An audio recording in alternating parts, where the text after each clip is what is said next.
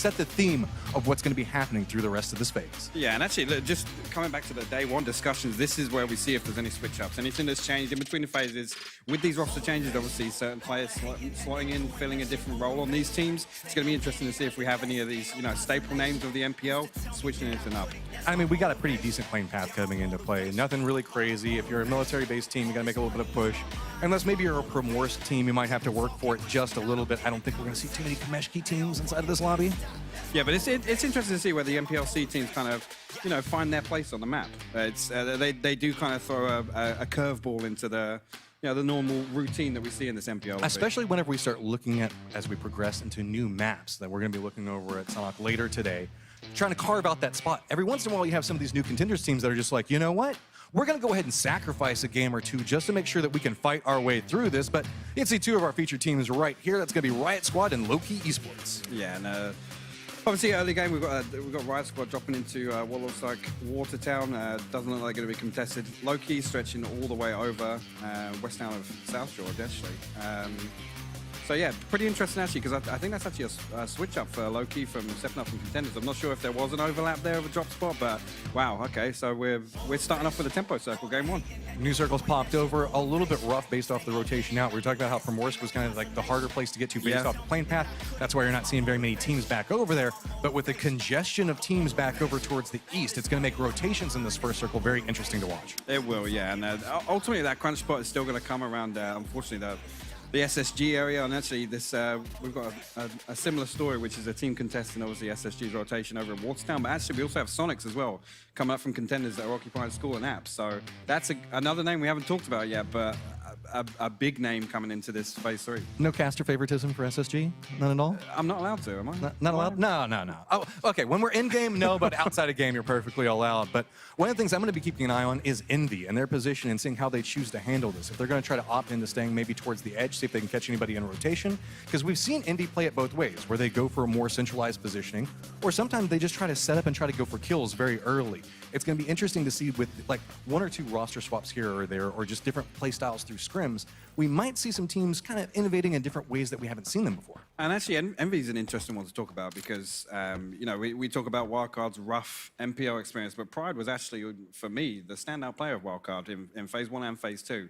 Always putting out impressive numbers, but again, and Moses touches on the desk, actually to swap over to a team away from Wildcard to play on a different team, it's a macro game that could potentially throw off this mix. Well, anytime you have one of these roster swaps, it's always very interesting because communication is a big factor inside of PUBG. Specifically, how you relay information so quickly on a map this size is key to success. And when you have these new rosters, kind of one person coming in, they have to figure out how they fit into the communication style. Yeah, and obviously just the change in pace as well. Obviously, the example was made with Sharp Shotgun's tempo now, much faster rotation. Obviously, Wildcard taking much longer previously. Obviously, not necessarily an element for this new Wildcard roster, but it's going to be interesting to see how Pride slots into Envy, honestly, because I think he's been a standout player, and actually coming into this team, losing Venerated and gaining Pride is in my eyes, it's like for like if they can iron out the macro. I think it all just comes down to how they want to play as a team, and we haven't quite seen how this new Envy wants to perform on the stage yet. So, gonna have to keep an eye on it. As you can see, it looks like they're starting to bring their vehicles in, get a little bit more associated.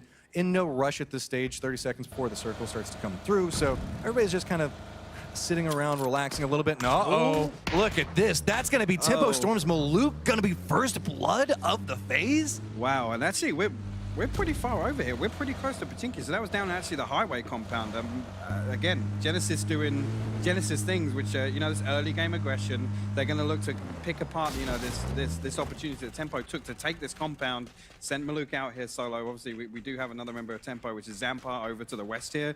But I mean, hats off to Genesis there. We're kind of getting that pick and confirming the kill as well. Genesis is going to be one of the teams I have an eye on and see how they perform because they've got a statement that they want to make. They are a phenomenal roster, and the fact that there's a little bit of pride that's kind of hit them, that they're wanting to come out swinging in these games. I mean, this is the element now where obviously, speaking from experience, you get dropped by an org, you're now an unsigned team, actually the pressure increases. So it's going to be interesting. I think they don't need to change their game plan at all. They just need to execute and actually make the most of that.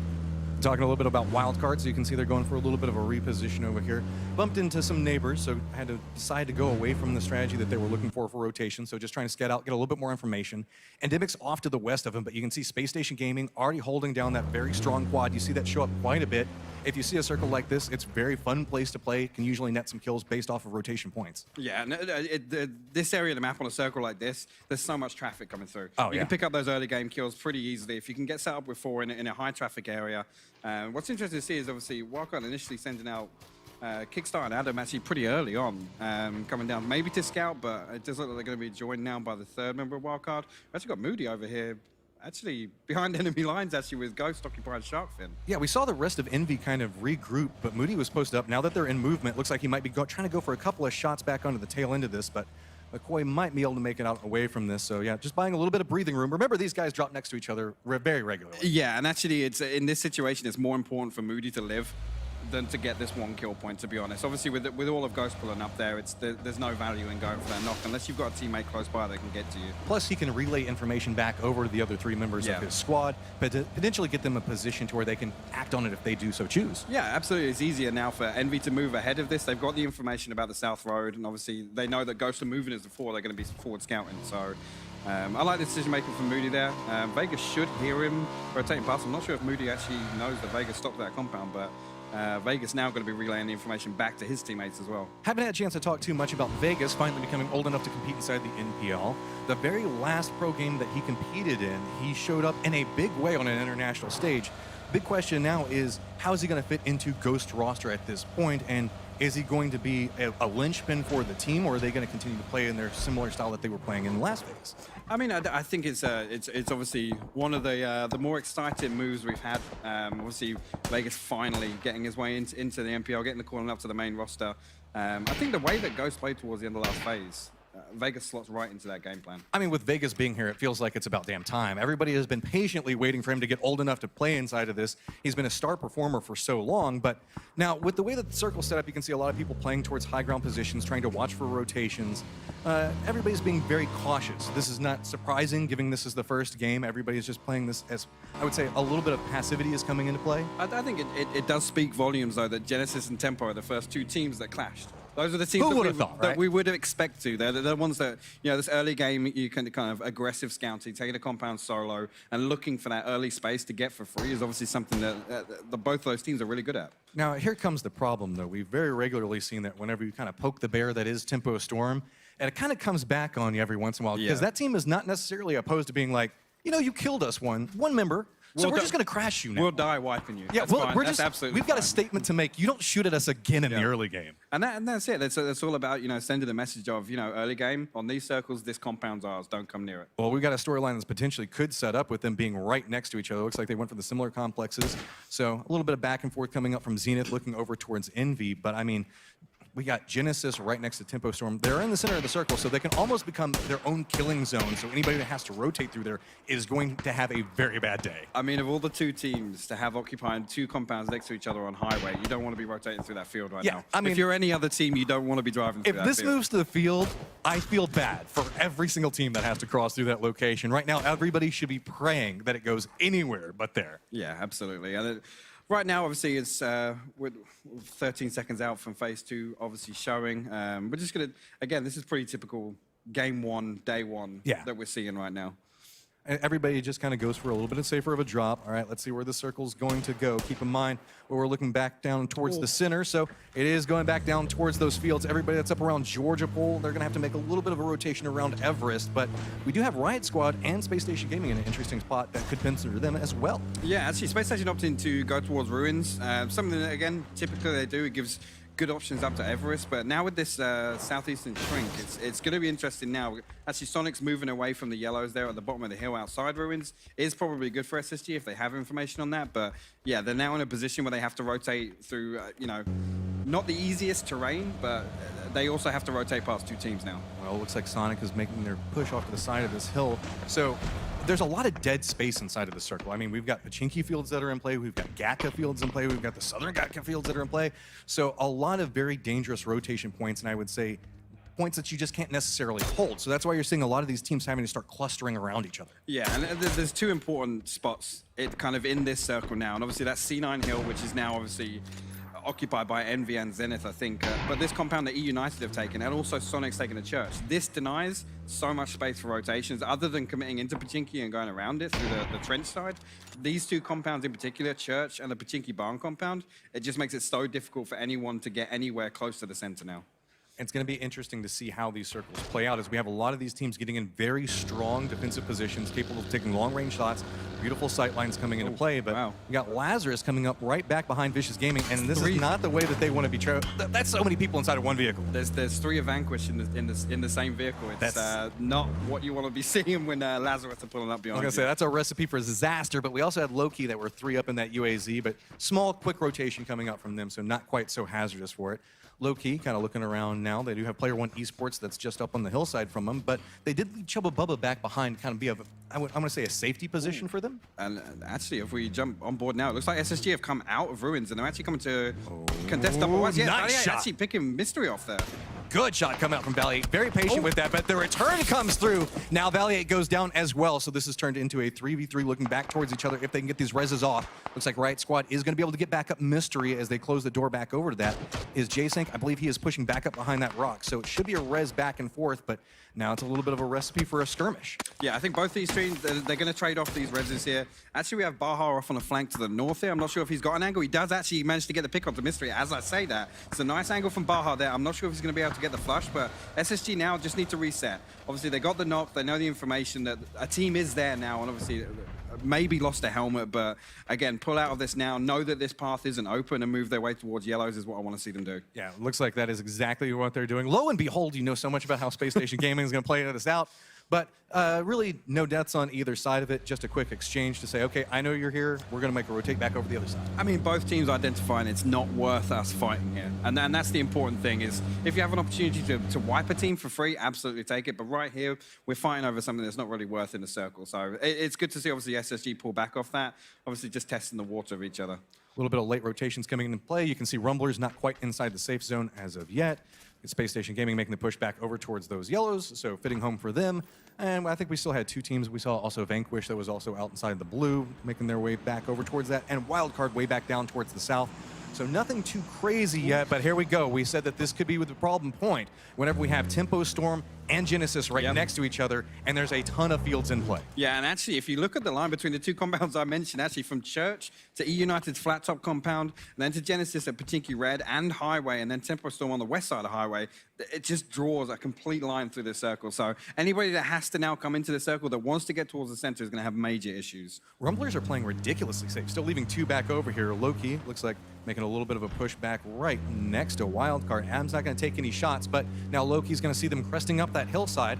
They're going to have to make they're going to have to choose to make a play based off of this. Stopping. Yeah, Pinto looks like he's going for the shots off the side of it. They are going to connect a little bit, but not do enough damage to really force anything. But that's going to make Loki have to play back over there next to the edge of the blue zone. Yeah, just slowing down their rotate. Obviously, Wildcard need to be making moves here as well. I don't want to see them sit on the edge of the circle here, but Loki actually managing to group up here with the other 2 members in the other, I think the other vehicle, but yeah, Wildcard need to identify now that a team has occupied the west side of the circle, probably going to be coming into the south side of the Gatka fields, and then adapt to that.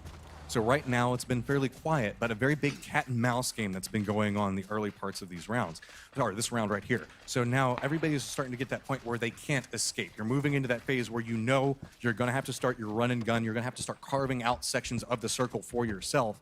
And I mean, we still have 63 alive at the point. You can start to hear firefights are starting to go off as people are rotating. Does look like one team managed to find themselves a nice home, a little bit of safety, but they've got safety for now, but that's a very common place for a lot of people to start having to push to. Yeah, and actually this is going to be pretty telling for Tempo Storm to be in this position now, whether or not they're going to make any change to their decision making. Obviously, we see Tempo become very active, very aggressive in the mid game.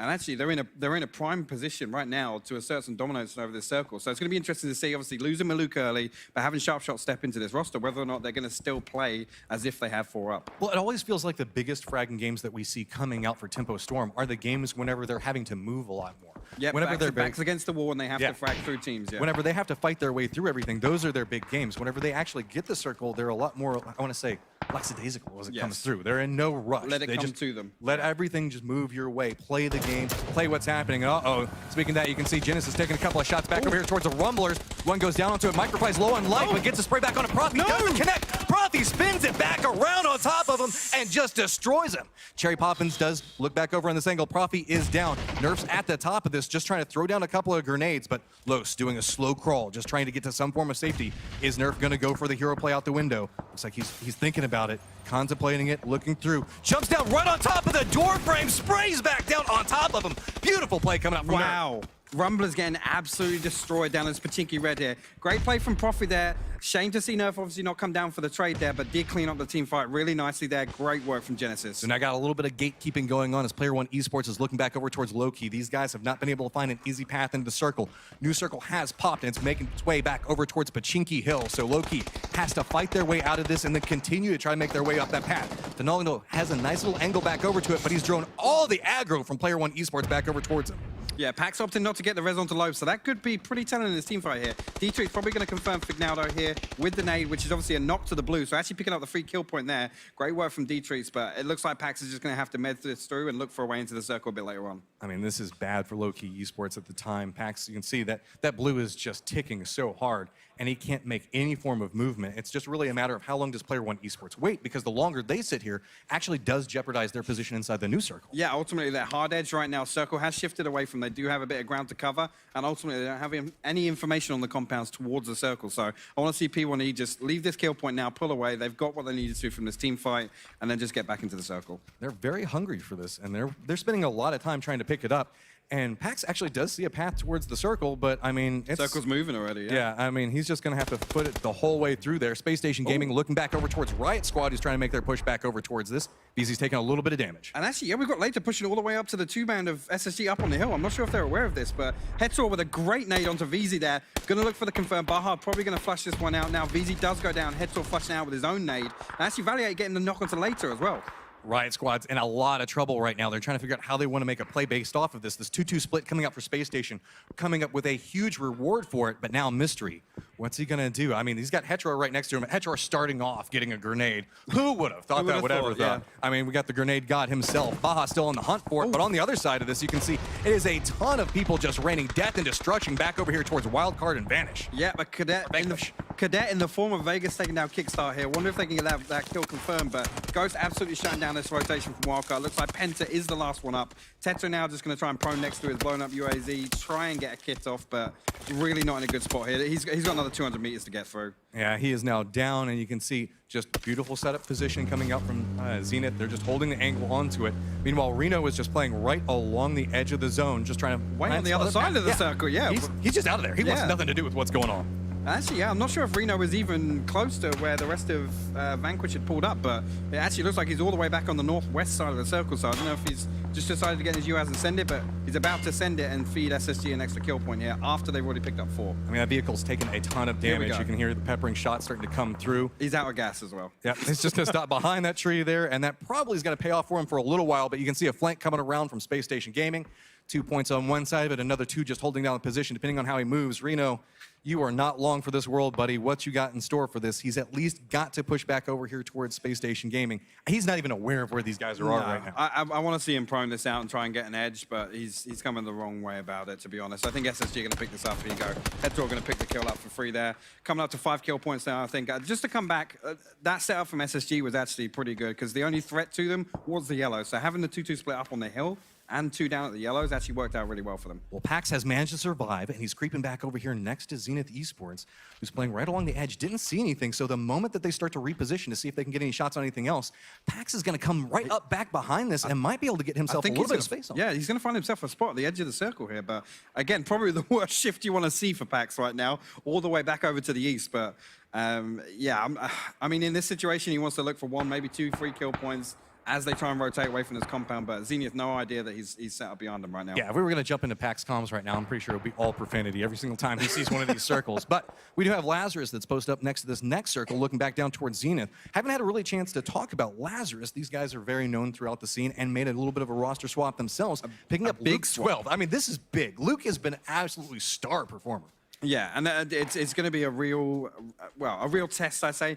Obviously, the change of lobby, there's a different pace between NA and obviously the OCE competition that he's used to. Whether or not he can slot in and add, something to Lazarus's team right now. It's insane fragger. It's just whether or not we're going to find that same confidence that he has from the OCE lobbies. Oh, Pentalol's just kind of posted up here. He does hear the footsteps of Roth next to him. Probably hearing Walt Jr. as well. He's going to go for it. He's going to go for it. Roth turned back around and took the shots back over towards Luke. With this, Pentalol should be aware, hey, these guys are looking the other direction. Gets the spray onto one of them. Doesn't get him down. No. That's going to be way too much time wasted. He has to retreat from this, and he goes down. That's a shame. He had an opportunity to get both knocks there, and obviously, actually, Zen were pretty split, so I'm not sure if they were in a position to trade that kill out if he got both of those. Actually, wow, Kendo getting a double knock with a nade onto McCoy and Drassel. Meanwhile, Pax is just creeping up back behind this. That is a lot of damage back over towards Ghost Gaming, and I mean, these guys were expected to be huge performers. Another grenade going to come out. Is it going to bounce back down on that angle? Looks like it might be able to find Trimsy, but we're going to have to see how this plays out. Nice solid push. Oh. Already up to seven kills. And there we go. Ghost Gaming is eliminated. Wow, that's not something I would have predicted coming into this. Ghost going out in 11th place, and also actually Zenith having that many kills as well coming into this. Obviously, they've picked up some great mid-game kills here. And they're actually pushing towards the circle and wiping teams, so it's great to see them playing with this confidence. Pax is going to get shut down there by Alo. Zen actually swiveling around. Roth getting a tag onto Alo, and actually, they're Genesis as well. So with this, you can see Lazarus posted up right off to the side of it. They were trying to hold the line, but on no life at this point. Zenith is on a roll right now. They're just hunting. They're moving from point to point, just polishing off anything that's alive next to them. And there we go, just keeping on, pumping up those kills. Yeah, all the way up to 9 kills now. Really impressive stuff from Zenith. So I want to see them sweep the west side of this circle. We do have P1E and Genesis kicking off here. Nerf does go down to a nade from D-Trees. It's going to be interesting to see now if H-Wing can pull off this flank and Genesis can get up the hill. It looks like he's already been spotted by D-Treats. Oh, shots coming out from D-Treats, not going to connect fully and get the down onto H-Win. So meanwhile, Genesis is trying to figure out what they're going to do. Are they going to go for the res onto it? H-Win's in a lot of trouble just playing right along that tree. United does hear this skirmish, trying to move into a position for it, which could be absolute disaster for Genesis at this point. So Genesis is going for the res on a Nerf. That's a lot of smoke and utility burned at this stage, though. I was about to say, the investment here to try and get Nerf up could be what gets Genesis wiped here, because ultimately right now, H-Win pinned behind this tree is in a position. Actually, Balefrost getting the knock onto D-Trace. That opens up a massive opportunity for Genesis right now. So now, how does Genesis capitalize off of this? You can see David's off on the side of this, still on the hunt. Oh, but it's going to be retaliation shots coming out from K-Mine, trying to load into it, and there we go. Player 1 Esports is down, so now Genesis does have a path, but with this, they still have to get in with where E United is positioned at. Yeah, great work from obviously Genesis there to swing back as soon as they saw the knock there onto the P1E player. They immediately were looking for the last player, so great work from them there. Obviously, we jumping back on board now with Zenith down on the south side. It looks like they're going to clash with Envy here. I'm not sure if Envy are even aware how close they are. They've got 2 members of Zenith flanking down to the underside of the hill. Envy needs to shut this down now. So we got Space Station Gaming on the other side of the map, trying to push back over to where E United has been positioned at. We've seen E United taking a couple long-range shots. That's going to reveal their position. So that's why you see the slow creep coming out from Space Station Gaming, trying to find that right angle over onto this to make this push. Yeah, obviously already losing J-Sank. I'm not sure how he went down, but ultimately right now, SSG need to make use of this time and push through E United. E United now should look to just reinforce their back. And actually, it looks like Taylor's trying to take a vehicle away. He's actually going to get away with that, but Baja and Headshot coming up now behind Valier. It looks like they're going to try and take this compound as 3. They're being forced into this position. The circle is right back behind them, so they know that they need to move forward. United has beautiful positioning on it. A couple of exchanges gone back over here with the Envy Zenith fight. Grenades being tossed back and forth. As you can see, Pride's just trying to find some type of angle. Kendo has a nice shot back over down towards him, so that's another down going over there. But Endemic wants to join the party. That's going to force everybody to reposition off of this. Moody is still playing the low ground on the hunt, just seeing if maybe he can get a couple of these, get a little bit more points, and look at that. That's actually going to be Endemic saving Moody. But actually, Genesis swinging all the way around on this west side. They're going to look to third party this fight now. Right now, 3 of Envy down, Endemic on top of the other hill. Genesis could clean up all of these kills if they're quick enough. And see, they know Endemic they usually play really passive, so they think that they have the time. Genesis, on the other hand, these guys are on the move. They're looking for anything they can. Are they going to spot this out just over the side of that hill? There's going to be a potential for points. H1's positioned off to one side of it. Moody's still playing in the lower side of it. Endemic still raining down shots, and there we go. Envy's going to polish it off. And actually, yeah, H-Win getting the closing kill onto Moody there. Already, H-Win now looking for the knocks onto Endemic as well. Actually, Endemic trying to make it down the side of this hill. He does get the knock onto something. This is huge for Genesis now. They can push up and clean up another 3 kills. Keener does steal away something. The other 2 members of Endemic now are going to have to try and prone down at the bottom of this hill. Reload's trying to play the low ground on this, trying to buy a little bit more space. Crispier's holding the angle up towards the top. Everything comes down to his aim. If he can buy enough space for Reload to make it over towards him, it looks like he does. New circle pops, and it makes its way back over towards Space Station Gaming and United. Yeah, and actually this compound now is actually it's got a building for both teams to occupy. So going to be interesting to see if either team takes the initiative to try and wipe the other before the circle comes in. It does look like Balefrost is going to clean Baja out. Space Station going out on 5th, but with a respectable kill count for game 1. So we've seen Genesis on foot for quite a while right now. I don't think that they have vehicles localized near their positioning. So now they have a very interesting choice. It looks like they're just going to try to play around the hilltops, reposition for that, which means that we're going to see Endemic and Tempo Storm, oddly enough, having to make some very interesting moves. Yeah, and actually, Genesis actually, the way they've wrapped around on this west side of the circle, they now know that the entire top half of this hill is free. So they're now in a position where they can be aggressive down to the bottom of this hill. Endemic, ultimately, like I said, they're going to have to prone in this dip down at the bottom of the hill. Actually, K-Mine does have a nade. I'm not sure he might try and go for the nade here, or he might try and smoke himself a bit closer to get onto that, but Sonic's also in a really rough spot, held down onto this shack in the middle of the field. I mean, they're just some good huddled hits down next to that crate. K-Mine's going to rain down a little bit of damage onto him, and you can see people are just clutching to whatever piece of cover they can find at this point in the game. Ultimately, Endemic and Sonics are the only two, they're kind of just keeping each other alive right now. The overpeak from Genesis onto Endemic isn't possible because of Sonic's positioning, and actually United aren't in a position to third party either of these teams out in the field. They do get control over their spot, finally getting rid of Space Station Gaming that was around them. So United does have themselves a nice control point, but we're going to have to see how the circle plays out. Given that position, it's right on the edge of the circle. So with this, it's a whole bunch of just flatlands and a little bit of that hill. But Sonics Tony moving forward, using the smokes. Is that grenade going to connect? The bounce is going to be just a little bit short. Just not a big enough arm there. Keenan does get a knock onto Stab though, so this should give something. That's a good nade. Oh, Crispier just narrowly survives that. You see Endemic's just trying to find any angle. There's nowhere for them to go. It's just flatlined around them. So really, Sonic's just continuing to rain down grenade after grenade. Crispier just barely staying ahead of them, taking the damage, but somehow surviving through everything that's being thrown his way. They've got more nades. How have they got more nades? Tiggleton does get the knock onto Crispier, so this is a big opportunity now. K-Mine trading back with a knock onto Tiggleton, and actually, yeah, that's... Oh, that grenade! There it goes! Endemic is now down and out. Sonics looking back over there towards it, but we do have Genesis sitting on 10 kills, looking back down towards Sonics as they're eliminated as well. Yeah, and actually, this is a big now. Nerf all the way on the flank side, on the west side of this circle, going to be pushing up towards the United's compound. They need to get an opening knock and try and hold United at the compound. Obviously, we know that Center's going to be outside. United need to mobilize now and look for some space outside. Look at this. Nerf is already making the push way around the outside of this. H1 as well. Multiple points of aggression is where we see Genesis trying to play for this. And E United feels like they were kind of caught up in all the explosions and grenades. They're not really paying a lot of attention based on this angle. Sure, it's kind of hard to have the good sight lines you were talking about, but they're really not capitalizing on it. At this point, they should know there's 4 people alive on their team. There's only 3 other people out, and they're playing this pretty passive. Finally, Taylor J does get the line of sight back over towards K-Mind. I mean, one of the big things that could swing this team fight either way is H-Win having this bolt. Obviously, the opportunity now to get a knockout one of these windows as United try and hold Genesis could be a huge opener to bring this to a 3v3. I want to see United get a bit more aggressive here, try and find some space, use some utility to maybe get out to the rocks just to the left side of this compound. But right now, Genesis are able to set up and find more angles than the United.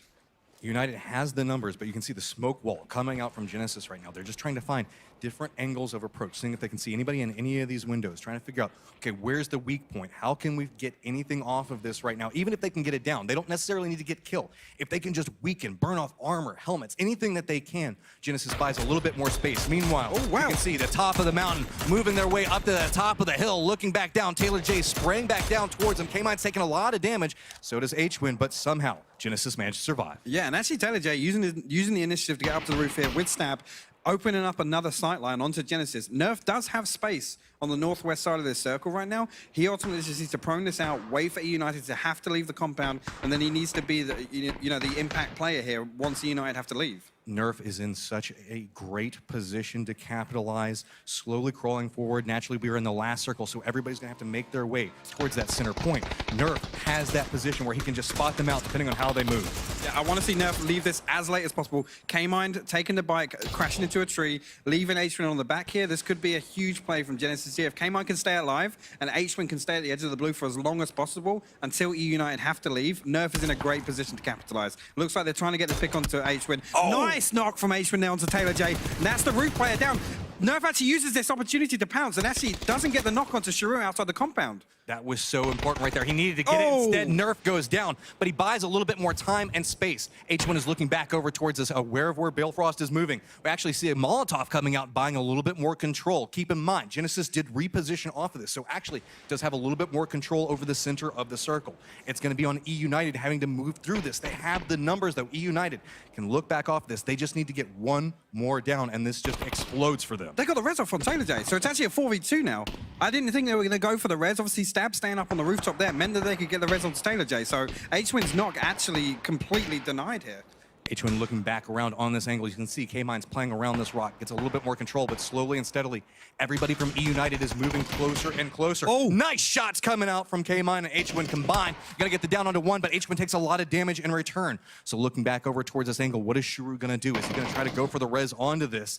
Stab's playing that background position, trying to find the right angle for it. H1 takes more damage. Blue's coming in. Now it is all just on K-Mine's shoulders, trying to get the spray back over towards it. He's got to be so careful on these shots. There we go. Does get the down onto it. K-Mine goes back around the other side. Balefrost takes a lot, but it does not matter. E United walks away with the first round win of NPL phase number 3. Wow, great stuff from E United there. Obviously, holding on to their compound, making the most of obviously the space in the late game there. But I think, is this a repeat? Did E United not win the first game of phase 2? Don't quote me on this. I do not remember. There's been so many They had a great since- start to phase 2, and obviously it's good to see them make this start again to phase 3. Well, a lot of the players we're talking about, E United is playing like a different team, a lot more confident. Sure, they did get a little bit of circle favor inside that, but they capitalized. Yeah. That's the big thing. Whenever you have to play from those clutch positions and play